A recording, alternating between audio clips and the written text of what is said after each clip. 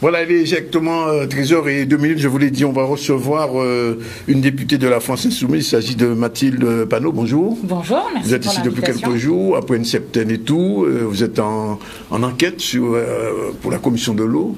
Alors dites-moi, qu'est-ce qui vous a mis sur la piste de l'eau? L'eau, c'est un sujet que nous, on traite depuis longtemps. Pourquoi? Parce que l'eau, vous avez tous les sujets dedans. Déjà, je pense que c'est l'enjeu numéro 1 du futur. Faire en sorte que tout le monde puisse avoir accès à l'eau. Parce que, quelle que soit votre situation dans la société, 3 jours sans eau et vous êtes mort. Oui. Et vous savez combien de jours on reste ici sans eau? On vous a dit. Vous savez combien de jours on reste en Guadeloupe sans eau, quelquefois? Ah bah, j'ai rencontré des gens ce dimanche qui étaient depuis 3 ans sans eau. Donc, je vois bien la situation d'indignité et quand même un droit fondamental humain et là une violation de la dignité humaine qui est aujourd'hui en Guadeloupe. Alors donc, il y a une question démocratique qui doit gérer ce bien commun indispensable à la vie. Il y a une question sociale, c'est ce que vous vivez directement en Guadeloupe. Juste, bon déjà l'accès, qui est un droit fondamental humain, et puis après la question des factures dont on pourra en reparler. Puis il y a une question écologique quand même extrêmement forte parce qu'on le sait, les cycles de l'eau sont quand même profondément perturbés avec le dérèglement climatique, en quantité mais surtout en qualité, notamment avec le modèle agricole qu'on a. Donc, c'est enjeu numéro 1 du futur. Et puis je vais pas vous mentir, pourquoi est-ce qu'on a passé plus d'un tiers des 100 heures de notre commission d'enquête en Guadeloupe? Eh bien aussi parce que nous avons eu des nombreuses alertes, alors des insoumis mais aussi des associations, des collectifs qui nous alertaient sur la question de l'eau. Et ce n'est pas un hasard que j'ai commencé nos premières conclusions de la commission d'enquête en Guadeloupe tout à l'heure à la conférence de presse, en prenant les paroles d'une habitante qui m'ont été transmises et en disant, eh bien c'est aussi grâce à tous ces gens qui se sont mobilisés et qui se mobilisent depuis des années que cette commission d'enquête existe, parce que c'est grâce à ça aussi que la France Insoumise a demandé la création de cette commission d'enquête. Vous avez rencontré les associations qui se battent pour avoir une eau de qualité et à prix normal en Guadeloupe, parce qu'il y a plein d'associations qui se battent. D'ailleurs, on a ici une émission chaque vendredi où on parle de la question de l'eau depuis déjà 1 an régulièrement. On a des diététistes qui le font. Alors vous les avez rencontrés, qu'est-ce qu'ils vous disent? Alors on a rencontré les associations, on a rencontré les collectifs, on a fait en tout 32 heures d'audition. On a auditionné 66 personnes. Donc un peu, on a essayé de voir un peu tous les acteurs. Il nous en manque quand même, on pourra aussi en parler. Mais en tout cas, on a essayé d'avoir tous ces acteurs-là qui nous parlent. Les associations et les collectifs, la situation qui est décrite est absolument indigne de notre République sociale, et je le dis vraiment en pesant mes mots. Non seulement parce que des gens ne sont pas du tout raccordés à l'eau, mais parce que vous avez des gens qui ont des coupures d'eau incessantes, avec quand même une charge mentale absolument énorme, de devoir se réveiller la nuit, de ne pas pouvoir faire sa lessive. Une femme m'a dit ce dimanche, je n'en peux plus d'aller faire la mendiante chez mes amis. Et pourtant, c'est ses amis, mais c'est juste un sentiment de honte, et aussi je tiens à le dire, quand même de lassitude énorme et de colère terrifiante sur le fait de dire, mais quand est-ce qu'on va arrêter cette situation? Comment est-ce possible qu'en France, en 2021, on n'arrive pas à assurer le droit à l'eau pour 400 000 personnes? Mais ça n'existe pas. Ça n'existe pas. Mais Mathilde, justement, pourquoi c'est seulement la France Insoumise qui se mobilise sur cette question à l'Assemblée nationale en France? Bien parce que je crois que le sujet de l'eau ne passionne pas. Mais non, parce que Macron, il est au courant quand même que ce qui se passe. Il a un préfet, il a l'ARS, enfin il a tout. Mais oui, mais en fait, je crois que beaucoup n'ont pas compris, dans le monde politique en général, l'importance que cette question a ici, avec une actualité brûlante, mais pour l'avenir aussi. Moi, je vais vous dire une chose qui est très importante pour les Guadeloupéennes et les Guadeloupéens. C'est que la manière dont ici, vous allez gérer la situation, sortir par le haut de cette situation, de violation des droits humains, mais aussi de scandale sur l'assainissement, qui est vraiment extrêmement inquiétante, et c'est ce qui ressort des auditions. Comment vous allez sortir de cette situation? Eh bien, dans la manière, si vous arrivez à sortir par le haut de cette manière-là, c'est exactement un signal qui est envoyé à tout le pays sur comment est-ce que, eh bien, on peut véritablement garantir le droit à l'eau dans notre pays. Parce que d'autres territoires vont être confrontés à des choses comme ça. On le sait, on a une raréfaction de la ressource, on a des problèmes des pesticides dans l'eau qui créent des problèmes absolument terrifiants. Et donc, la manière dont la Guadeloupe va se sortir de cette situation en assurant le droit humain fondamental de l'eau et de l'assainissement, eh bien, va être aussi un signal pour tout le pays entier. Et moi, je le dis, moi, je milite pour une chose. Alors après, ça, c'est dans le débat politique.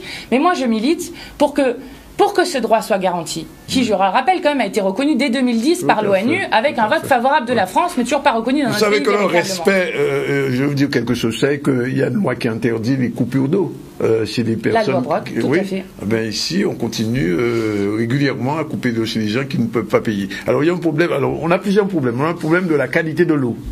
On a le problème de sa distribution. On a le problème de son prix.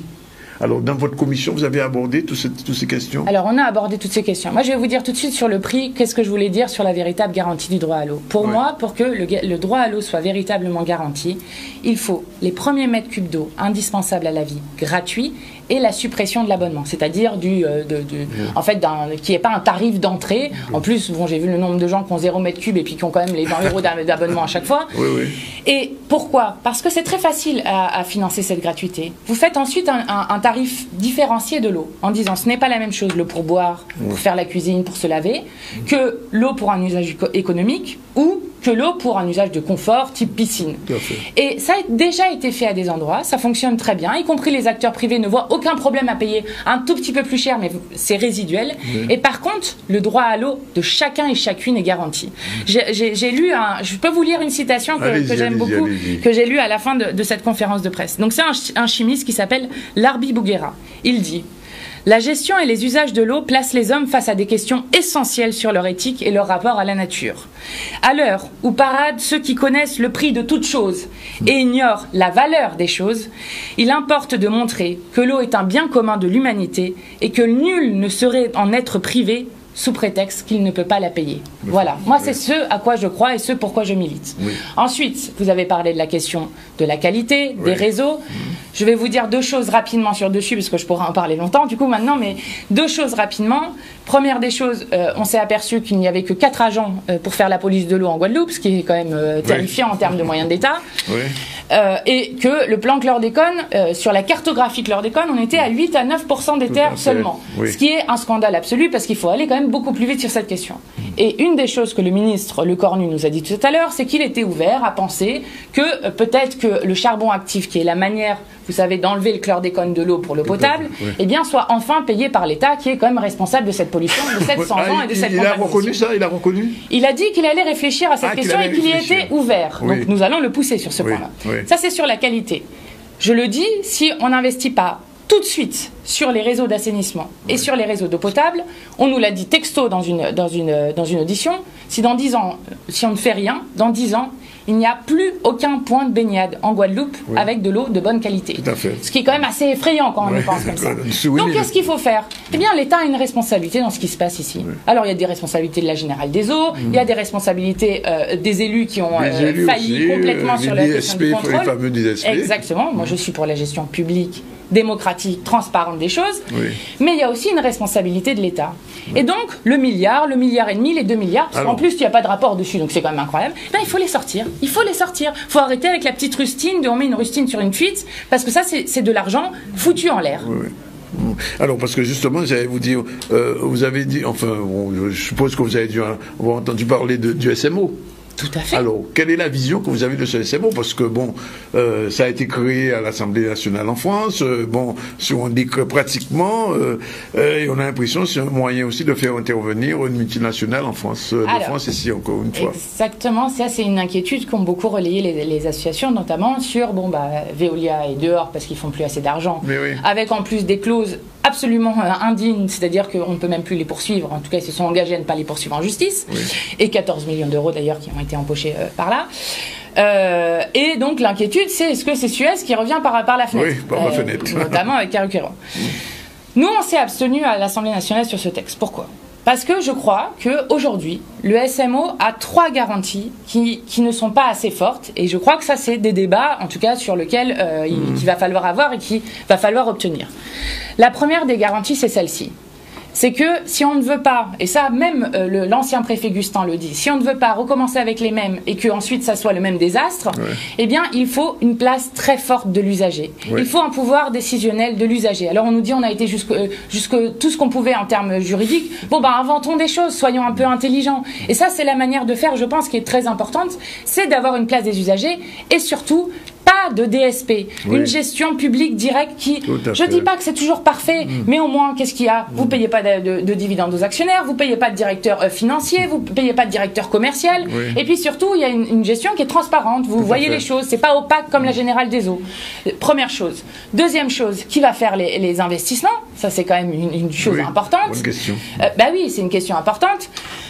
Et puis, derrière, il y avait la question de la dette, mais qui, je crois, ça va plutôt aller dans le sens de se régler, c'est-à-dire que d'être allongé sur le temps long, ce qui est en fait une annulation en fait de cette dette-là, et qui ne doit pas être payé par les usagers parce que les usagers ont déjà payé. Oui, on a rencontré le SIAG, bien évidemment. Alors, qu'est-ce qu'ils vous disent? Alors le SIAG, en fait, nous dit que... alors, déjà, première des choses, quand même, une des choses sur lesquelles on a eu du mal dans cette commission d'enquête, je le dis, j'ai utilisé le mot omerta tout à l'heure et je l'ai utilisé à dessein. Pourquoi?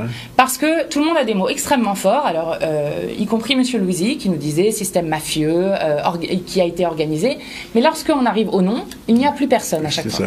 Et moi je ne crois pas, à chaque fois on ne cite que Monsieur Hernandez parce qu'il a été condamné, mais c'est impossible que Monsieur Hernandez soit tout seul. Non, il n'est pas tout seul, il n'est pas tout seul, il y a d'autres noms. Exactement. Donc, ça, c'est la première des choses. On a eu du mal à obtenir des faits concrets parce qu'il y a une omerta sur ce sujet-là. Donc ça, c'est une évidence. La deuxième chose que nous dit le SIAG et sur lequel on a eu du mal, à la fin, on a dû demander tous les avenants et tous les contrats qu'on a lus un par un, c'est de savoir qui était responsable des réseaux. Parce que l'un nous disait c'est la faute de l'autre et puis la Générale des Eaux c'est la faute de l'autre. Donc on rejette les responsabilités sur les uns sur les autres. Bon, qu'est-ce qu'on a découvert, donc en regardant bien les contrats, c'est qu'effectivement c'était bien la Générale des Eaux qui avait en charge l'entretien du réseau, mais aussi tout ce qui était compteur, pompe, voilà. Et le SIAG qui était responsable du renouvellement. Et du coup, d'où problème qu'en ce moment on a des tuyaux qui ont 50 ans ou plus parfois. Même plus. Hein. Voilà, donc c'est ça les responsabilités. Mais on peut s'interroger sur des choses. Vous avez un rapport de la Cour régionale des comptes qui dit c'est à chaque fois la Générale des Eaux qui proposait les travaux et le SIAG acceptait sans qu'il y ait aucun avis critique. Alors pourquoi la Générale des Eaux ils n'ont rien dit sur les réseaux? Ça c'est aussi ils sont partis en douce en plus. Ah bah plus qu'en douce. Alors dernière chose, je vous en prie. Madame, est-ce que ce rapport il arrivera à bon port? Alors en tout cas vous inquiétez pas qu'on va s'occuper pour qu'il arrive à bon port. C'est-à-dire que là on présente un rapport le 15 juillet dans lequel il y aura des recommandations, y compris beaucoup seront sur la Guadeloupe. On a passé plus d'un tiers d'un temps ici, donc beaucoup seront sur la Guadeloupe. L'idée ensuite, quelle est-elle? Bien, c'est un rapport de force. C'est un rapport de force de ne jamais laisser ce sujet pour dire maintenant, il suffit pas d'avoir fait un énième rapport, parce que je comprends aussi la lassitude des gens sur cette question-là, il suffit pas d'avoir fait un énième rapport, mais maintenant il faut poser des actes. Et je vous assure que je ne les lâcherai pas sur ces questions. Et j'utiliserai tous les moyens parlementaires qui sont à ma disposition, que ce soit des questions au gouvernement, que ce soit des amendements, que ce soit des propositions de loi, pour que on ne lâche pas le gouvernement, parce que je suis très sérieuse sur la question de l'urgence. L'urgence, elle est maintenant. Et on ne va pas dire aux gens qui sont en tour d'eau depuis maintenant des années « Oh, on va attendre encore un peu et puis on verra ». Non, maintenant, on met en place le plan. Il faut prendre les décisions maintenant pour que dans les 5 prochaines années, tous les investissements soient faits et qu'on règle définitivement cette question. Ça veut dire qu'ils auront suivi à l'Assemblée avec des gens comme vous? Vous pouvez compter sur moi. On va le faire. Voilà, 13h15, on va tout de suite partir en direction de la chronique Focus Art avec Sandrine Alexis, comme chaque mercredi. C'est parti pour vous, Sandrine. Merci en tout cas, Madame Panot, d'être venue, de votre dynamisme et de votre engagement, et puis on suivra le dossier. Ne vous inquiétez pas. Avec plaisir.